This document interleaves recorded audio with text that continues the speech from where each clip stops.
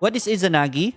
Why is it the best trading bot right now? I'll share to you the parameters. Ano ba yung basis natin? Why is it the best trading bot right now? But pinakauna nyo pong dapat maintindihan is, what is forex trading or exchange? Because Izanagi trades in forex kasi. So dapat maintindihan mo ano yung forex trading or forex exchange, right? Forex is from the word foreign exchange, forex. This is the process of changing one currency into another for a variety of reasons. Usually for commerce, trading, yung ginagawa natin, or tourism. Ang pinaka-common natin alam na foreign exchange is, for example, meron kang dollar, or you're earning in dollar, or may nagpadala sa'yo, parents mo, nagpadala sa'yo ng dollar, anin mo yan dito sa Pilipinas, hindi mo magalaw yan, di ba? So what you do, kasi konti lang establishments na tumatanggap ng dollars, pagpunta mo ng 7-Eleven, hindi tatanggapin yan. So you have to exchange that US dollar to peso. So punta kayo sa isang foreign exchange and then papalitan mo yung dollar mo into peso para magamit mo. So that's one way of understanding foreign exchange. Pero yung gagawin natin dito is trading, right? The forex market is where the value of a country's currency is determined by trading and exchanging, right? For example, how much in Philippine peso is 1 US dollar? Alam niyo po yan, di ba? Malaking news po yan kasi ang laki po ng value ng dollar ngayon kontra sa peso. Right? As of the moment, $1 is around 56.20, around that area. And the forex market is where this value is determined. Pakita ko sa inyo. Ganito po itsura ng peso ngayon. Right? So, on the top part of the screen, makikita nyo po is you're seeing US dollar PHP, meaning US dollar compared to PHP. The value of 1 US dollar compared to PHP right now, if makikita nyo sa graph, is at 56.28. So, that's the foreign exchange po, right, of the US dollar compared to 1 peso. Ano tayo kikita dito? If you think that tataas pa sa US dollar kumpara sa piso, if you think this graph is still gonna reach 57 pesos or 58 pesos, what you do is you buy this pair, USD PHP. So, pag bili nyo nito, pag umakyat yan, kikita kayo ng pera. Depende, magkano kikitain mo, depende kung magkano yung inakyat niya. Let's say, for example, from 56 to 58, that's around 1 peso 50 centavos or 2 pesos, for example lang. So, kikita kayo ng 2 pesos per dollar na binili nyo. So, kikita kayo ng 2 pesos. Let's say, for example, bumili ka ng $1,000. Since kikita ka ng 2 pesos kada $1,000, you are gonna be earning 2,000 pesos. And that's foreign exchange. Kung binili mo yan, at bumagsak ang dollar kontra piso, you're gonna be losing money instead. Okay? So, kung babagsak yan ng 2 piso, then you're gonna lose 2 peso per dollar na binili mo. Right? So, that is foreign exchange po, and that is trading. Pagbenta mo nito, depende sa position, that is where you gain or you lose money. That right there, the action of buying it and selling it is called forex trading. How do you do that? You enroll to a broker. Maraming broker dyan. Please look for legitimate brokers, right? You need a brokerage account. Lagyan mo ng pera so that you can buy the USD PHP pair or other pairs out there. Hindi lang USD PHP. Ginawa ko lang itong example kasi mas naintindihan natin yung piso eh.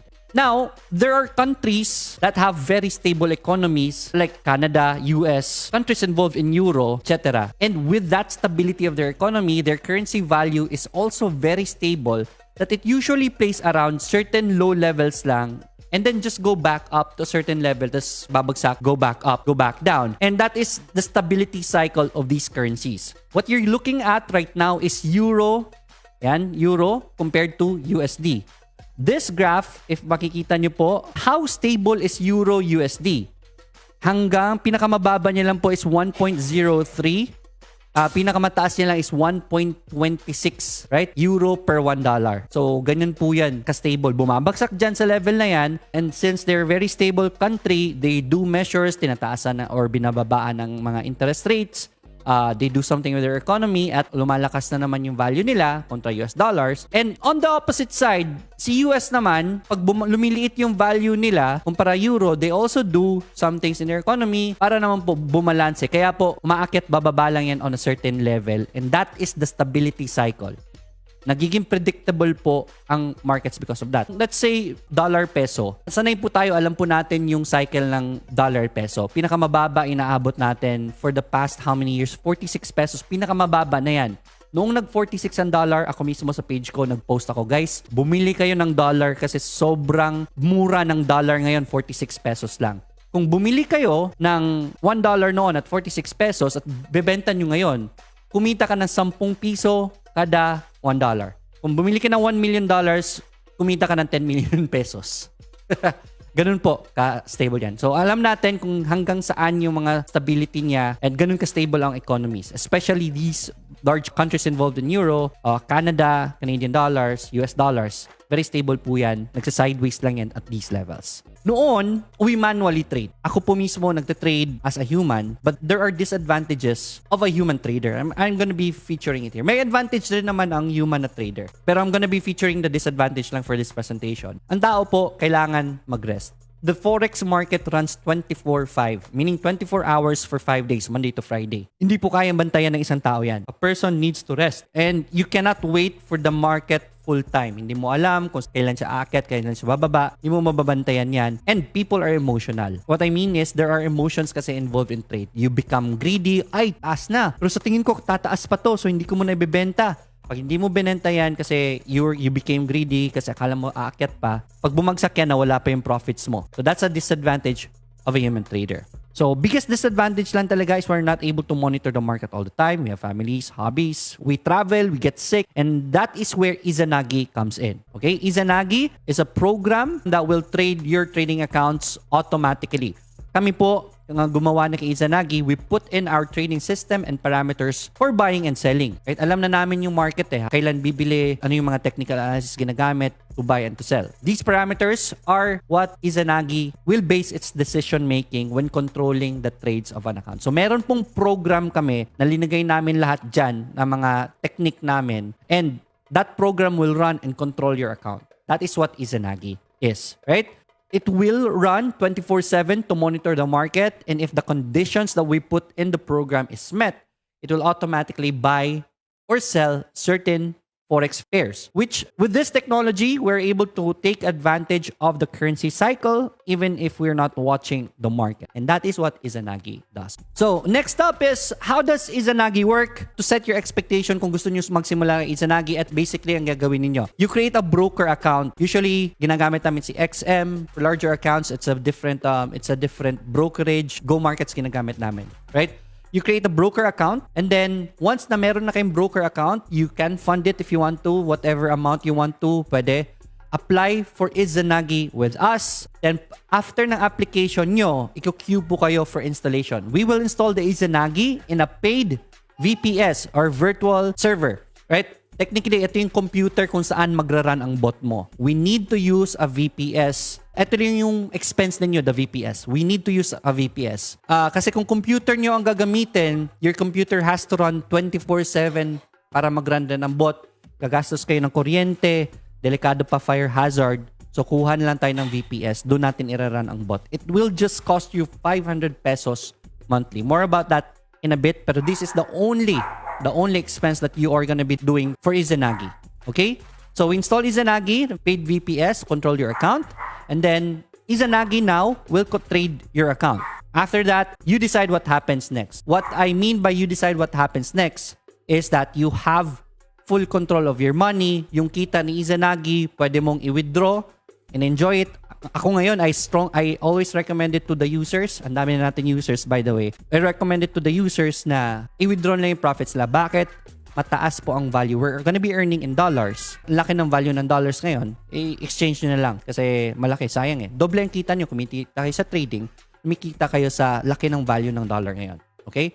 So, you decide what happens next. So, ganyan lang kagandali si Izanagi. Okay? The biggest questions you have right now, ito yung mga tanong na nasa isip ninyo.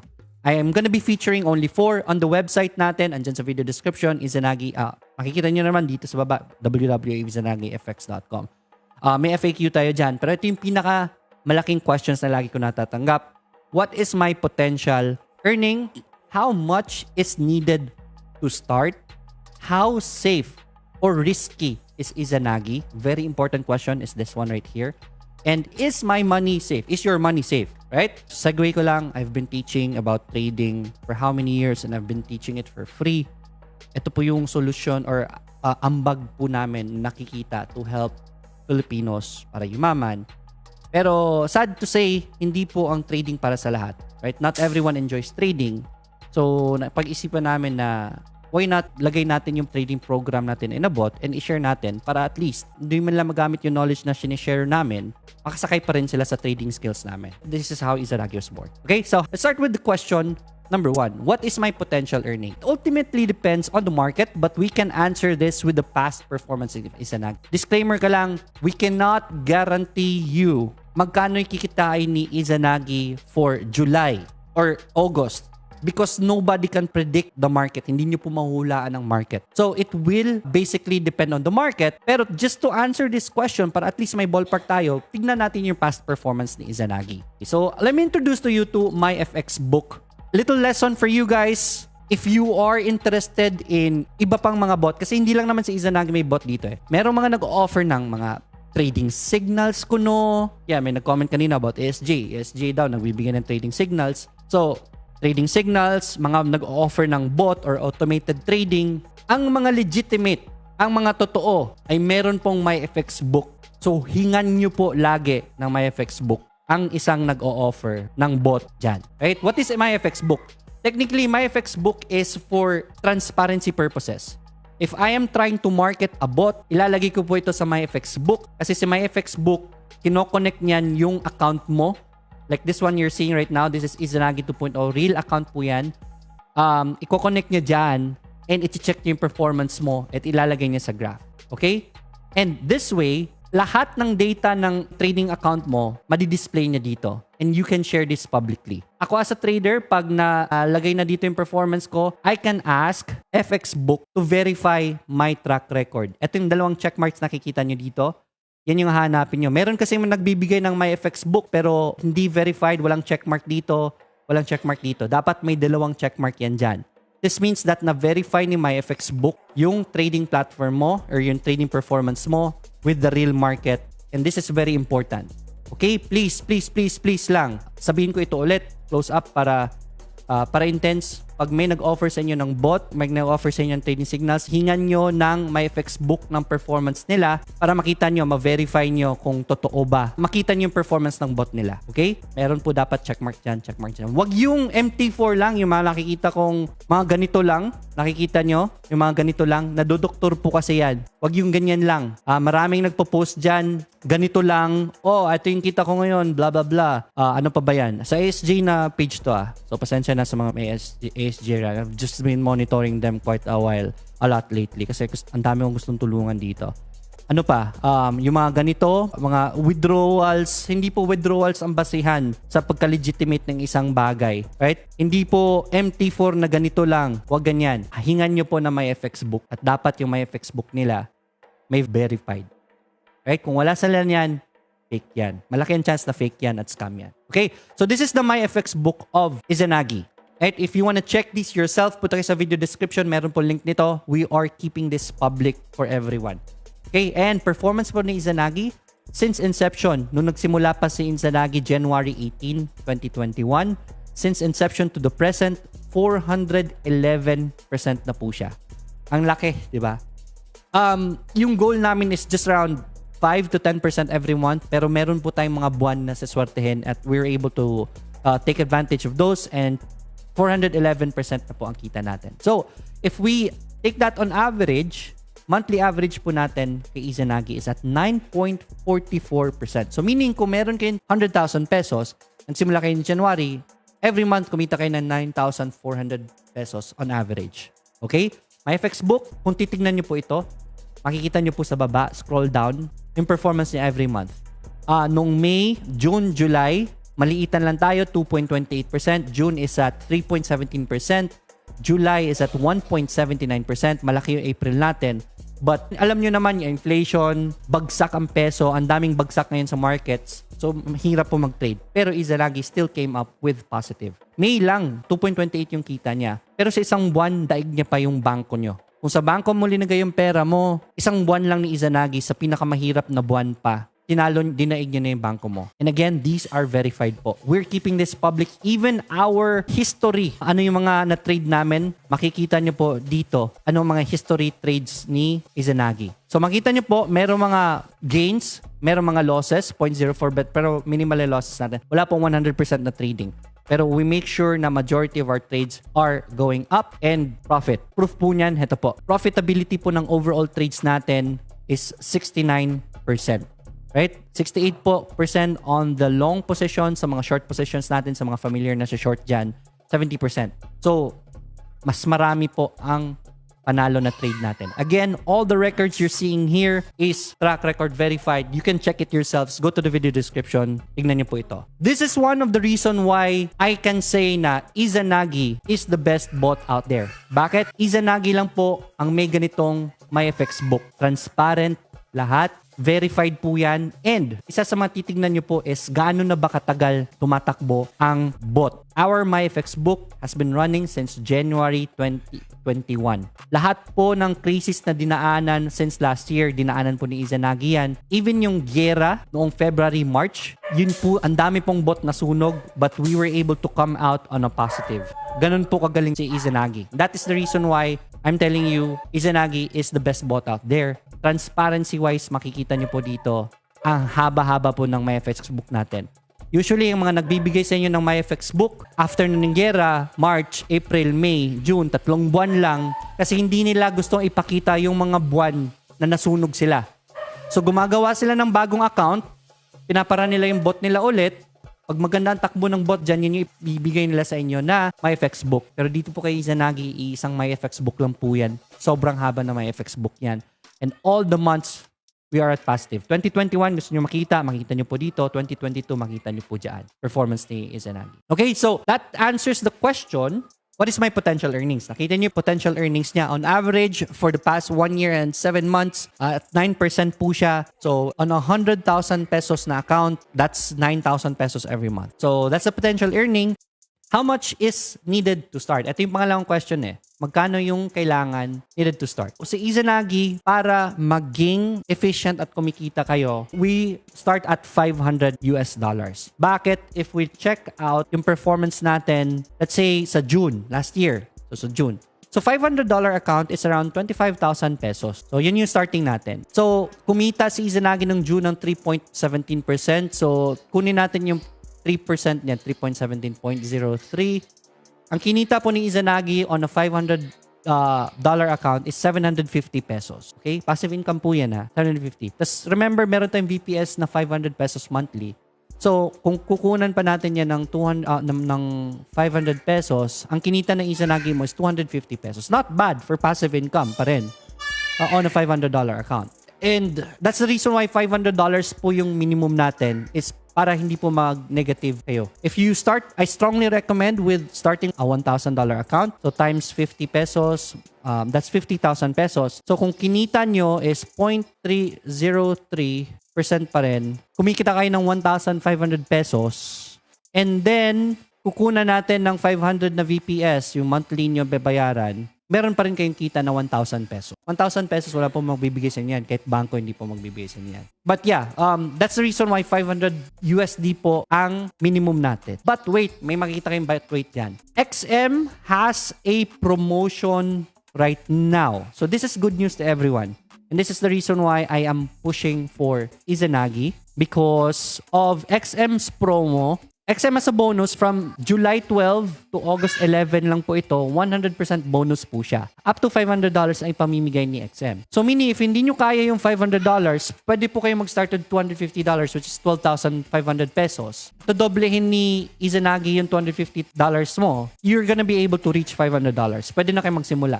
If you plan to start with Izanagi, get this, you're gonna be able to start with the $1,000. Okay? $1,000 is around 50,000 pesos. 25,000 po yan pinamimigay ng libre ni Izanagi. That's very, very big po. Hopefully, you can take advantage of it. Next is, how safe or risky is Izanagi? Ito yung importante. Lagi nyo tinatanong dapat whenever you get into an investment, hindi yung nakakapag-withdraw ba? Or magkano ba yung profits ko? Number one is, how safe or risky is the investment? Very important question po yan, especially kay Izanagi since we're trading in forex. There will be drawdowns. There will be drawdowns po. Ano po yung drawdown? This is when the prices do not go accordingly to the desired direction we want so we can gain, di ba? In other terms, the trade is losing. This one right here, pag bili mo dyan, paano pag bumagsak? That is a drawdown. Your trade is gonna be losing. Nangyayari po yan kay Izanagi, drawdowns. Izanagi uses a hybrid martingale strategy where we use our own technical analysis to predict a possible bottom or peak of a currency pair. So I'll explain to you more about this. Let's say for example ngayon, merong asset na bumagsak ngayon Euro USD. So, usually prediction natin is for Euro USD, ito na yung pinakamababa niya, 'di ba? Historically speaking, yan yung pinakamababa niya, 'di ba? So usually, if Izanagi is trading this, bibili siya dito. But look at the prices right now.